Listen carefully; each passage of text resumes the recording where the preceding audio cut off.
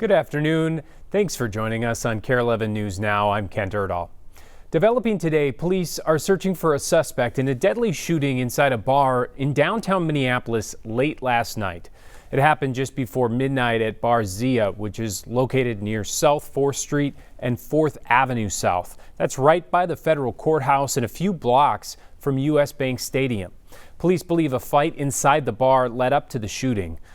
Officers say they found a 21-year-old man shot several times inside. 3 other people were injured and transferred to a hospital, but they are expected to be okay. Also overnight, someone vandalized Temple Israel in Minneapolis with hateful and anti-Semitic graffiti. Temple Israel is the largest Jewish house of worship in Minnesota. The vandalism came just hours after the second anniversary of the October 7th attack in Israel and amidst the celebration of Sukkot. Some of the language included anti-Zionist references to Hamas's attack on Israel in 2023. In a statement, Rabbi Zimmerman encouraged the temple community to stand up for Jewish values even amidst difficult times. Right now, tensions are rising in Washington, D.C. as the government shutdown enters its second week. President Trump is facing pressure to address health care after Democrats once again said that there will be no deal without extending Affordable Care Act tax credits. Most Republicans continue to argue the health care question can wait, while conservative Representative Marjorie Taylor Greene says she agrees with Democrats. In an interview on Tuesday, she said her party does not have a plan on health care, and without extending health care subsidies, she believes insurance premiums would rise. But for the health insurance issue, it's happening right now. These premiums are going to go up. What I am upset over is my party has no solution. It's not something that we talk about frequently, but it is a reality for Americans, and it's something that I don't think we can ignore. I really want to fix it. Meanwhile, concern about the extended impact of the government shutdown is increasing across the country. Nutrition programs like WIC and SNAP fearing they would run out of money, leaving thousands of families without necessary support if the shutdown stretches on. Overnight, flight delays hit more major airports, including Chicago O'Hare, Nashville, and D.C., as the Federal Aviation Administration says there aren't enough air traffic controllers coming in to work. And thousands of people working without a paycheck now also fear they may not get it after President Trump suggested no back pay even if the government opens up, despite the federal law that mandates it. For the most part, we're going to take care of our people. There are some people that really don't deserve to be taken care of, and we'll take care of them in a different way.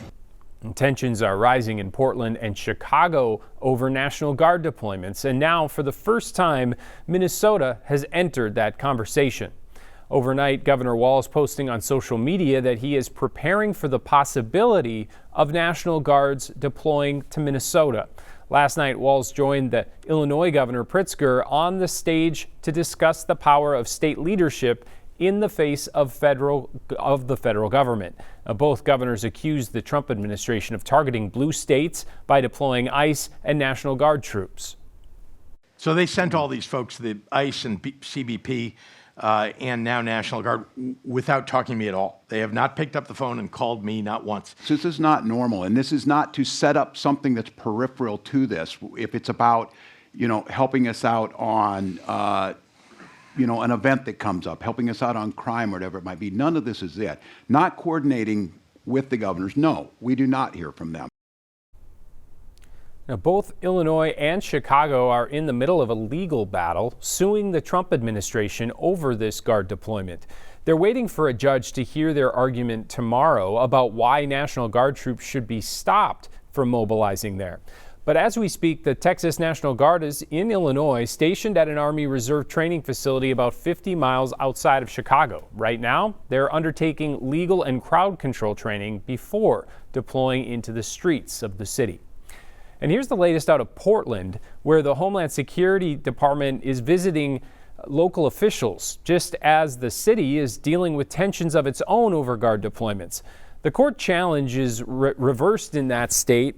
A federal judge has temporarily blocked troops from deploying to Portland. The Trump administration will be the ones appealing that ruling in a hearing tomorrow. Today, former FBI Director James Comey pleading not guilty to charges of making a false statement and obstruction of Congress. The Justice Department claims Comey lied to lawmakers during a video testimony in 2020 when he denied authorizing a media leak. Critics say that the charges against Comey come as revenge for his investigation into Trump's 2016 campaign, alleging Trump's ties to the Russian government. NBC's Alice Barr has the latest. Hi there. In an unprecedented scene today, former FBI Director James Comey appearing in court, pleading not guilty to federal charges of making a false statement and obstruction of a congressional proceeding. President Trump has long seen Comey as a political enemy, and just days before the charges were announced, the president posted on social media calling on Attorney General Pam Bondi to charge Comey and other political opponents. In a contentious Senate hearing yesterday, Attorney General Bondi refused to say whether she'd had any discussions with President Trump about the case. The charges stem from congressional testimony Comey gave in September 2020. When he was pressed over whether he'd lied to Congress years earlier about authorizing a leak to the press involving an investigation into Hillary Clinton. Comey denies lying and posted a video defending himself while arguing he believes there are costs to standing up to President Trump. The statute of limitations for the charges was set to run out the week after they were announced, and the week before, the top prosecutor tasked with leading the Comey investigation quit rather than seek an indictment. A senior DOJ official told NBC News career prosecutors laid out why they believed there was not enough evidence to charge in a memo to President Trump's hand-picked replacement and former personal attorney Lindsay Halligan, who has no experience as a prosecutor and was ultimately the only one to sign Comey's charging papers. In Washington, Alice Barr, NBC News. New today, police making an arrest connected to the Palisades fire that ravaged part of Los Angeles earlier this year. That fire leveled part of Pacific Palisades and is deemed the 9th deadliest fire in that state's history. Police say a 29-year-old man in Florida started the fire on New Year's Day, and it smoldered for several days before exploding in size, being fanned by powerful winds. It destroyed thousands of homes and businesses and scorched nearly 24,000 acres of land. Also, last night, the U.S. Senate confirmed more than 100 of President Trump's nominees in just one vote. One of those nominees, a U of M law school grad and Navy veteran Daniel Rosen, who will serve as the next U.S. Attorney for Minnesota. Rosen will take over for acting U.S. Attorney Joe Thompson. Today, a big embezzlement investigation is underway after newly released court documents revealed that the treasurer of the Isanti County Sheriff's Foundation allegedly embezzled thousands of dollars. Kimberly Nordenstrom is accused of creating fake bank accounts and bringing in $100,000 in grant money. The complaint says she used the money to pay off her debts and buy farming equipment. For this person to do what she did, I'm beside myself. In my 31 years as the Isanti County Attorney, I don't recall thefts in this large an amount. Nordenstrom is facing 2 charges of felony theft. Right now, the clock is ticking for Minnesota to comply with federal guidelines barring transgender athletes from women and girls sports. The state has said it'll resist the push from the White House, but now some districts across Minnesota are calling on the state to fall in line. Carla Holt has the latest.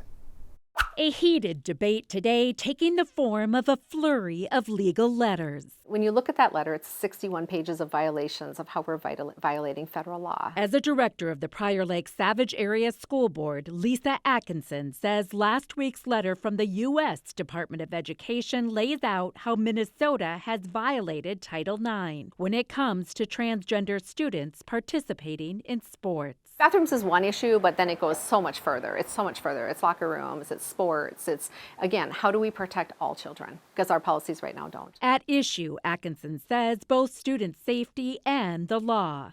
It's why she and other school board members from around the state started their own website and drafted a letter calling for state leaders to change policy. The move follows a similar decision in Forest Lake, where the board also voted to send state leaders a letter calling for change. If they do not comply, we are at risk of losing, like I said, almost $1 billion worth of funding to our local school districts. But even with federal funding on the line, Jess Braverman, legal director at Gender Justice, says the federal government does not have the law on its side. The law is what it is. It does not require trans exclusion. If anything, it requires inclusion. As for letters claiming student safety is at risk, Braverman agrees, but for a decidedly different reason. There's nothing safe about discriminating against a group of vulnerable students. It actually makes all kids less safe, because then every kid has to worry, am I next? Is this scrutiny going to come down on my body? The chair of the Forest Lake School Board says his board's efforts are intended to, quote, protect the well-being of all of our students. A spokesperson with the State Department of Education tells us they're reviewing the letter, and leaders remain, quote, committed to ensuring every child has the opportunity to thrive in a safe and supportive school community. Some bad news for frequent flyers. MSP Airport has been ranked one of the 10 worst airports in the nation for flight disruptions. That's according to new data collected last month by AirHelp. Flight disruptions are categorized as anything that interferes with travel plans like cancellations, long delays, and overbookings. The data shows MSP had nearly 43% of flights disrupted. The best airport, according to AirHelp, is JFK in New York. Stick with us. More news and weather is coming up after the break.